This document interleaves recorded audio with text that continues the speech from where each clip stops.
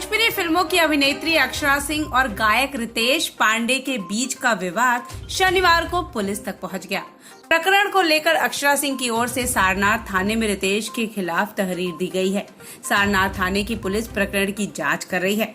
वर्ष 2011 में भोजपुरी फिल्म प्राण जाए पर वचन न जाए के चर्चित हुई अक्षरा सिंह शनिवार की देर रात सारनाथ थाने पहुंची। अक्षरा के अनुसार तिलमापुर में एक स्टूडियो है और वहां शूटिंग के लिए आई थी। शनिवार को शूटिंग के दौरान स्टूडियो में आकर रितेश ने उनके साथ गाली गलौज की और मारपीट का प्रयास किया।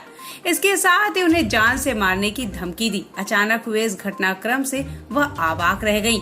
इस संबंध में एसएसपी प्रभाकर चौधरी ने बताया कि प्रकरण की जानकारी मिली है। एसपी कैंट को कहा गया है कि तहरीर के आधार पर सही कार्रवाई करें।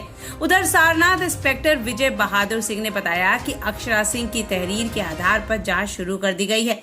रितेश पांडे क्षेत्र में ही कहीं रहते हैं। उन्हें थाने पर बुलाया गया है। प्रकरण की जांच कर सामने आए तथ्यों के और साक्ष्य के आधार पर आगे की कार्रवाई की जाएगी।